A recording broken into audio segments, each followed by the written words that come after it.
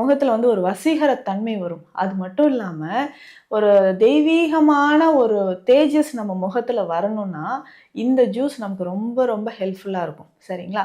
இலைகள், ஸோ அந்த கொத்தமல்லி இலைகளுக்குனே ஒரு தனியான ஒரு நறுமணம் இருக்குது. ஸோ ஒரு உணவு நம்ம சமைச்சு முடிச்சிட்டோம்னா அந்த கொத்தமல்லி இலைகளை வந்து சேர்த்தா மட்டும்தான் அது முழுமையாகுது. ஸோ ஆனால் அது எதற்காக அப்படின்னு பார்க்கும்போது நம்ம உடலில் அந்த சருமம் பொலிவாக இருக்கிறதுக்கு, டாக்ஸின்ஸ் ரிமூவ் ஆகிறதுக்கும் கொத்தமல்லி இலைகள் பயன்படுது. அடுத்து முக்கியமானது புதினா இலைகள். ஸோ புதினா சொல்லவே வேண்டாம், நல்ல ஒரு புத்துணர்ச்சியை நமக்கு தரக்கூடியது. அல்சரை வந்து விரட்டக்கூடிய ஒரு முக்கியமான ஒரு மூலிகை. வயிறு சம்மந்தப்பட்ட பிரச்சனைகள், மவுத் அல்சர் இருக்குது அப்படின்னா அதற்கு புதினா இலைகள் ரொம்ப ரொம்ப முக்கியம். அடுத்து முக்கியமான ஒரு இலை, சாப்பிடும்போது நம்ம என்ன பண்ணுவோம்னா கரெக்டாக மறக்காமல் அதை எடுத்து தனியாக வச்சுட்டு சாப்பிடுவோம். ஆனால் அதில் தான் நிறைய மருத்துவ குணங்கள் இருக்குது. கரெக்ட், கருவேப்பிலை. ஸோ இந்த 3 இலைகளும் நம்மளுடைய சருமத்திற்கு ரொம்ப ரொம்ப முக்கியம். என்ன மேடம் இது சருமத்திற்கு முக்கியமா? அப்போ ஃபேஸில் நம்ம இதை போட போகிறோமா? கிடையாது.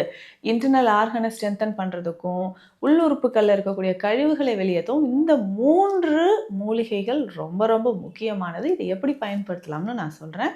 டெய்லி காலையில் ரெகுலராக ஜூஸ் மாதிரி குடிச்சிட்டு வர போகிறோம். 3 இலைகளும் ஒன்றாக சேர்த்து மிக்சியில் நல்லா அரைச்சிடணும். இதில் கொஞ்சம் ஒரு அரை ஸ்பூன் அளவுக்கு சீரகம் சேர்த்து இந்த ஜூஸ் எடுத்து வச்சுக்கணும்.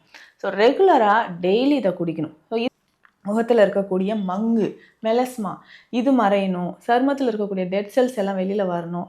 அவ்வளவு நன்மைகள்.